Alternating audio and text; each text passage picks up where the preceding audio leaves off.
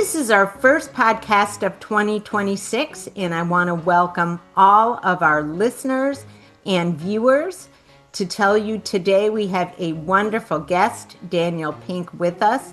Please don't forget to like, subscribe, and pass along the link to this podcast to friends and family. The more listeners and subscribers, the more wonderful people we can attract to the podcast.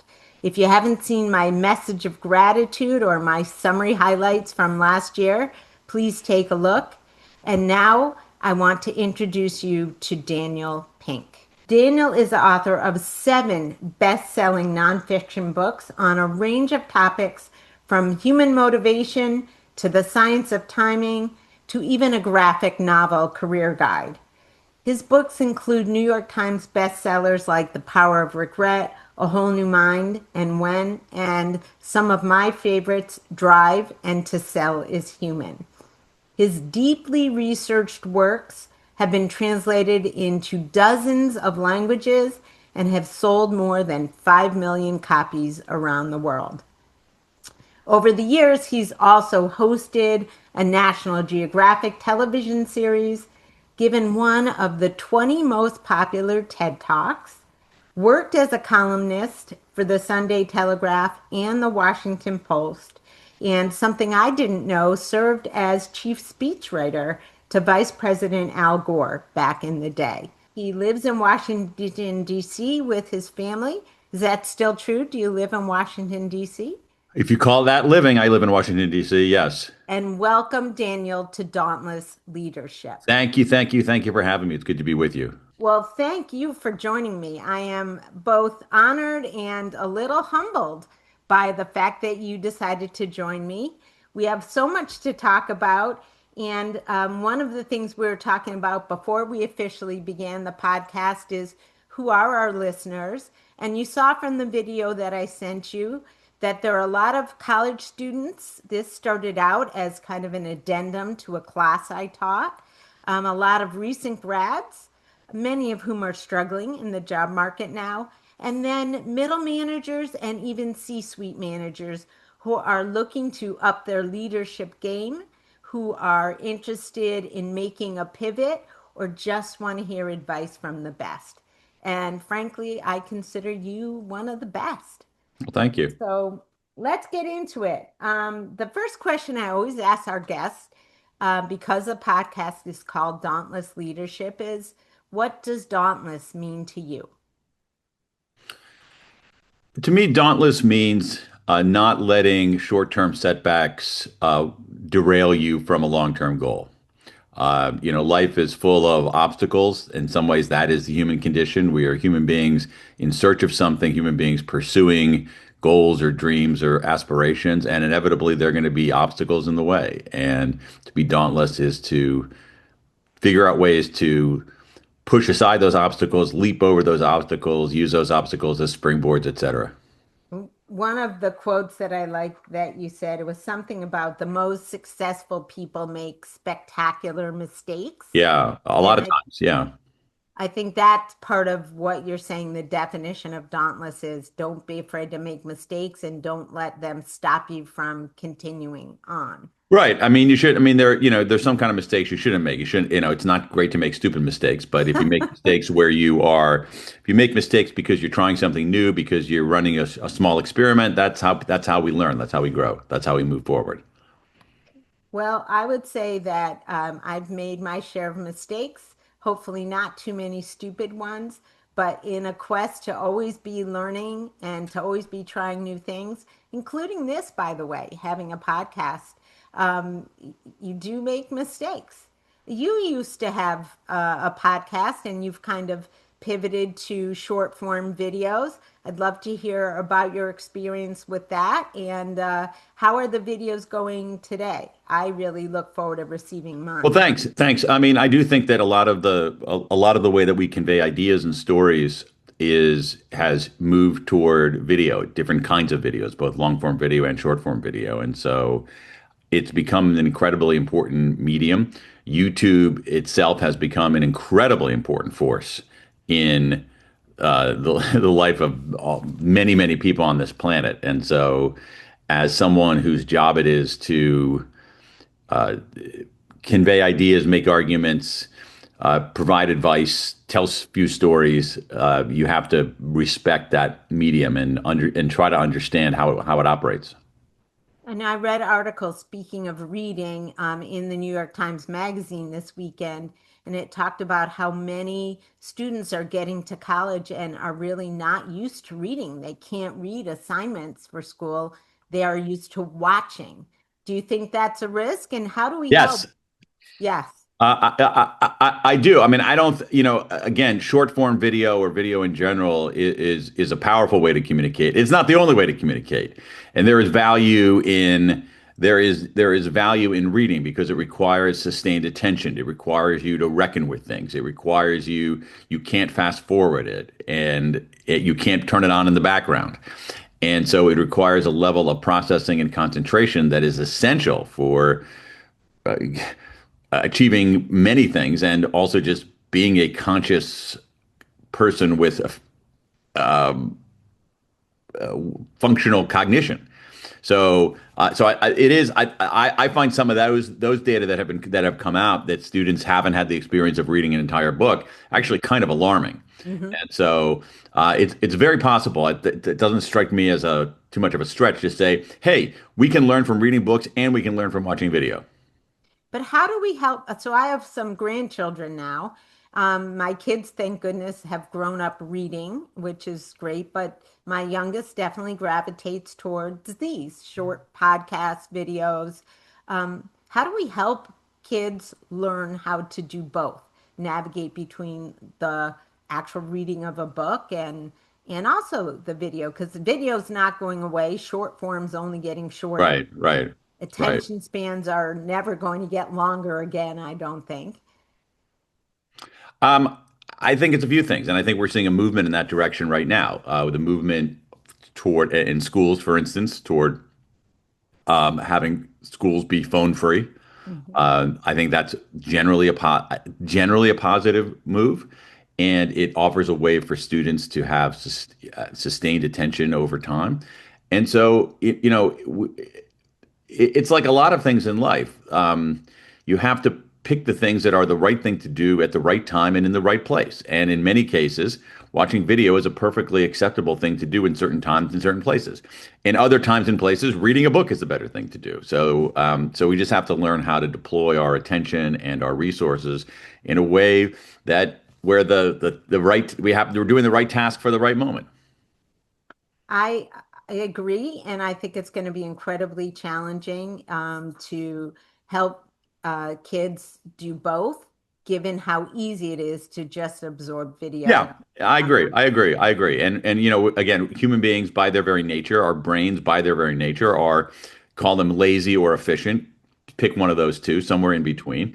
And so, given two scenarios, we our brains, our bodies, our beings will often take the path of least resistance. And the path of least resistance is often to watch a 60-second video rather than reckon with a complicated text. But again, I all of these forms of communication are valuable, and so the form isn't necessarily the problem. There was, when human beings shifted from a purely oral culture to mhm. the printing press, there were people saying, "Oh my God, this is the end of cognition because people are no longer going to be memorizing things. They're cheating. It's going to be lax. It's going to be slack because you have these things printed on paper and they're widely distributed." And that proved not to be, obviously that proved not to be the case. So I'm not super alarmist. I want people to be deliberate.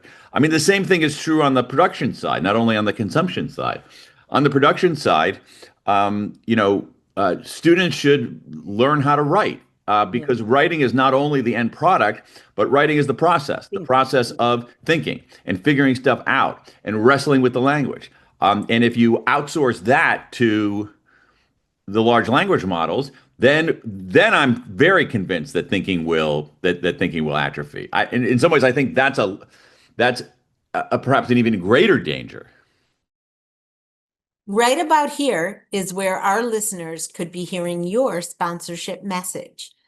Consider sponsoring Dauntless Leadership to reach our wonderful, motivated, talented listeners who are thinking about upping their leadership game in all walks of life. Reach them, if you like, by letting me know at lisa-kent.com. We'd love to have you. I think I have on my list to talk to you a little bit about AI, and you brought up large language models. But before we do that, you were talking about moving from oral to written culture. And I was a lit major undergrad, so I have a bias toward reading and really digging in to the literature. But even you having written a graphic novel could have been perceived as kind of giving people a shortcut. And yet I saw that with kids that had trouble reading, for instance, as a way to engage them with a book that couldn't engage before. So, Yeah, yeah. curious if you could talk about your journey, your career journey a bit, and then what are you thinking about writing now? Then we'll go back to AI because that's certainly on my mind and our I mean, listeners' I mean, mind. what aspect of my ever so scintillating career journey do you want to Oh do? my gosh, Well, I could talk to you all day. Well, let's start with being a speechwriter for Al Gore. What was that like? no, it was super interesting, very demanding. I was lucky to be able to do it. I and I went to college and I went to law school and I graduated law school and decided not to practice law and ended up working in politics and kind of just bungled my way into becoming a speechwriter. And that job was fascinating. It was great. I mean, I had a very very good boss in Al Gore, and I had an opportunity to do some really interesting things, some of which made a positive difference in the world. I would say a lot of which made a positive difference in the world. And how about writing? When you wrote your first book, well, actually, I went to the same two schools, but in reverse order. I went to Yale undergrad and Northwestern for grad, and I always wanted to write. And it took me until I was in my 50s to have the guts to do it. You started sooner.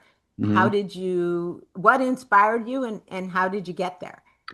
Well, I mean, I'm not sure anything inspired me. I think that a lot of what we do as human beings, especially human beings at work, is we go through a period where we're discovering who we are, what we're good at, what we should be doing. I don't think it's always obvious from the start. And so Mhm. for me, I didn't set out to be a writer. If you had talked to me when I was, I don't know, 20, I don't know if you if I would have predicted that I'd be doing what I'm doing right now. What happened to me is that I was working in politics. I happened to be a speechwriter, and but I was also found myself doing these kind of side projects for free because I couldn't get paid. Oh. So I was writing articles for newspapers and magazines, and I was doing that like most of my life. When I was in college, when I was in law school, and even when I was working, I was quote unquote writing on the side just because I like to do it. Some people have, some people play golf, some people bowl, some people, go hunting. This is what I did. And it finally occurred to me in my early 30s, I guess, that this thing that I was doing on the side might be what I want to do in the center.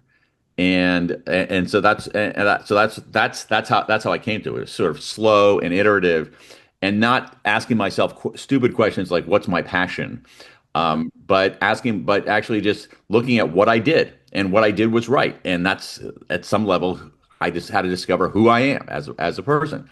And there's a big difference, or there's a substantial difference between writing books and writing speeches. There's a big difference, not only in the form, but in the intent, because a book is speeches have are there's a strong purpose behind them. You're trying to get people to change their minds. You're trying to get people to do things, and with a book, it's very different. Also, being a speechwriter, you are writing in someone else's voice. You're writing for somebody else.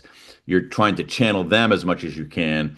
When you write your own stuff, you're you, and I definitely prefer that. And you don't think that your books are trying to get people to change their minds I or think I change am. their I think opinions? that's a good point. I mean they are. I mean that they are.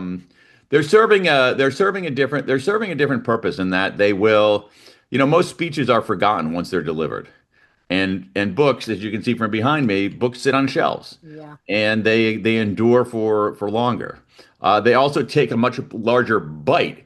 A speech could be 15 minutes and then never heard from again, whereas a book, one of my books will take people 8 or 9 hours to read, so it's going to consume much more of their life, and it's not going to be, I hope, discarded. It's going to be stuck on a shelf somewhere, and Yeah. maybe Or they'll think of passed something along. or given to somebody else. Yeah. Exactly. And or maybe if it's put on a shelf, maybe people will take it off the shelf and maybe they'll talk about it with somebody else. And so it's a different it's a very different approach to writing. I have so much to ask you. I'm going to go back to the large language models and AI that we talked about earlier. I've been asking on each of my podcasts and in all of my classes, AI, friend or foe, and why. Right. Do you have a point of view? I mean, I really believe it's more friend than foe. And uh, it's just another tool in the same way that a calculator was a tool or a search engine was a tool or a spreadsheet was a tool. When these kinds of tools first appear, they seem kind of threatening because they end up doing things that we used to do. Mhm. But the general pattern, the general history here is that these tools are going to be disruptive. People's lives are going to be disrupted by any of these tools. There's no question about it. But I think it's generally a friend. It's going to help us do more and better work a little faster, and that's a good thing. Great. And now moving on to other questions that students have asked. I mean, in the Um, same way, I mean, I'll give you an example. It's like here's a mundane example would be something like, spell check, which has been around for right. 30 years. All right. I'm sure I haven't gone back and looked at this, but I'm sure there was commentary back when the spell check programs first came into word processing programs. Oh my God, this is terrible. People aren't going to learn how to spell. Oh, they're going to take a shortcut. Oh, proofreaders are going to all lose their jobs. And you know what? It's fine. It's a good tool for us. I like having spell check. Although I would argue a lot of people can't spell now because of spell check, but who And cares? but Right. well, okay, so let's just assume that's true, okay? Who cares? Yeah. Exactly. Who cares? Is being able to spell the most important thing? I don't know. I actually don't Yeah. know. You could use your In mind the for same lots way of that other in the things. same way, listen, you can give me a couple of long numbers, and I can do on paper long division. All right, I can do that. But you know what? It's better to do it on a calculator. Yeah. I think the difference for me, and not that I'm arguing with you, because I would land more in the friend than foe camp Yeah. on AI too, is that people are afraid that this disruption will take the thinking part away from them. Whereas before it was the doing part. In a spell check, it was more the doing. I don't know if that's true, but I think that's one of the biggest fears right now, that the machine will think for us. There is something to be said for that. We were talking about it a moment ago about how writing is not only the artifact that's produced at the end, but it's the process that you go through to create that artifact. It's the thinking, it's the wrestling, it's the reckoning, and that's really important. I mean, it is. I'll give you the analogy is that for a long time people in America, let's take the American example, people in America did physical labor. Mhm. A large portion of them did physical labor. And when machines came along that were able to do especially repetitive physical labor faster and cheaper than human beings um, moved their bodies less. And when they moved their bodies less, they became less in shape. And as a consequence of this technology, there were downstream these the downstream effect of people being more sedentary and people being more overweight and et cetera, et cetera. So one can imagine something where so much is outsourced to large language models that people get out of shape cognitively. And maybe Yeah. we're going to have, I mean, our ancestors long, long, long, long time ago would be surprised that there are these businesses, these institutions where people exercise, where people They have special to go to a gym and special pay. place Yeah. special places where people go in order to exercise. Take somebody from 300 years ago or 200 years ago and bring them to the basement of my house and show them that I have a treadmill. They would say, "What are you punishing people? Are you running a Torture dungeon chamber. down here?" No, it's like, no, I do it. I go on the treadmill because I want to, because it's part of. They would think that was nuts. Right. But I have a job where I sit around, and I have a job where I sit around, and I'm not doing physical labor all day, and it's important to move your body. And so we might get to the point where these large language models end up replacing certain kinds of cognition, and we end up suffering for that, and we look for replacements. Yeah. I mean, or I can't remember if it was Star Trek or something that we ended up being just a brain and there were certain sizes of brains because the body wasn't necessary anymore. So maybe our brain will be smaller with Well, I AI. mean, what we have right now is we have a lot of replacement parts for human beings. Human beings have a lot of replacement parts. People get hip replacements, people get knee replacements, and that's going to continue and continue and continue. Uh, eh, eh, um, And that's not a bad thing necessarily. no, it's not a bad thing at all. My mom had a cataract replacements, and when she had them, she developed the kind of vision that she never had actually. And she was the one I would ask to do the night driving. I used to say, "Mom, now that you have bionic eyes, why don't you drive?" Yeah, And she was in her 70s. yeah, So yeah, I mean that's not necessarily all bad, but I do think that the unknown is scary. And I think right now 100%. people are feeling the fallout in jobs. Although I just read about the new jobs that AI is going to create. So maybe we just haven't imagined yet what that's going to look like. Um, That is always the case.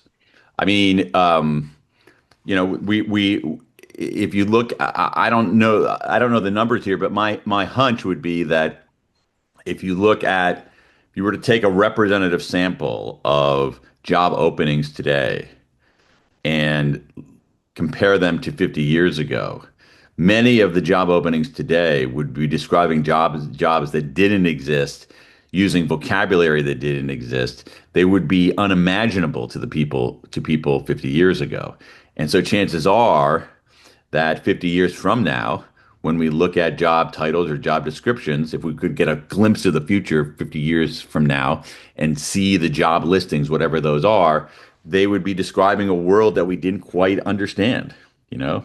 I mean, yeah, there are people making, listen, 15 years ago, 10 years ago, it would seem preposterous that people would make a living as quote unquote influencers. And now they are. right, right, right. And they almost went away when TikTok almost went away. So, and now they're doing great again. So you're right. We can't imagine. Although that would make a good book, trying to imagine what the world looks like 20 years from now. I mean, everybody writes books like that. There are all kinds of books like forecasting the future, and they're always wrong. The books of forecasting the future are always about the anxieties of the moment in which they're written. Right. That's true. And speaking of anxieties, I sent Yes. you the video of the students who are either graduating or have just graduated and are literally daunted by a very tough job market. And a couple of the questions they asked of you were around how do they stay motivated in jobs that they didn't think they were going to have to stay in because they're feeling burnt out and they thought they could get out, but they can't. And Yeah. any thoughts for them on finding the right thing? Getting trapped in a job that's terrible is really terrible. It's painful. It's demoralizing in a way. And so I don't want to make it seem easier than it really is. Among the things that you can do is I mean, these are small steps you can take, is that I think in most jobs, you can find something redeeming about it. And so really look hard for those. Don't write off the entire collection of things that you have to do. So that's one thing. Second thing is that one of the things that helps us in jobs, one of the things that give people a sense of meaning and satisfaction in jobs and also help in the future are the relationships you make in a particular job. So your job might be crappy, but there might be a couple of good people around, and so you can build friendships and relationships with those people. Um, and and also there is something to be said, especially now, and you see this over and over again now, for doing something on the side. More and more, it's much easier to do something on the side. So run some small experiments on the side. So these things, so those are three ideas from looking for redeeming qualities to building relationships inside to finding something on the side that can help in the short term, can help you find your way in the short term. But I have to say, again, I don't want to extrapolate entirely from my own experience, but there's virtually nobody I know in my professional life who had things figured out in their 20s. I mean, I truly can't think of a single person who had things figured out in their 20s. It's an interesting book that your students might like, which is called The Defining Decade by Oh Meg yeah, Jay. read it. Yeah, which is so Meg Jay has a book called The Defining Decade about 20s as a kind of a liminal period, as a period where you're discovering. And there is this idea. I think a source of the anxiety is that people feel like they have to have a distinct plan, they have to have stuff figured out, and you don't, and maybe you shouldn't. It's okay if you don't know. In fact, I always close the podcast with a quote from my mom, who said, "You don't have to know what you want to be when you grow up, just what you want to do next." So I just agree with that. since I just quoted my mom, Arlene Barnett, and her immortal words, I don't need to close the podcast with that quote today. I'm going to close by saying how excited I am that I got to spend time with Daniel Pink, and we had so much of a wonderful conversation that we'll have a second episode coming very shortly after this one. As you know, we covered lots today, and in the next episode, we'll also cover topics like empathy, the power of regret, how to act if you're in a situation where you're feeling burnt out, and so much more. So my thanks to Daniel Pink. Look for the next episode, and everyone stay dauntless.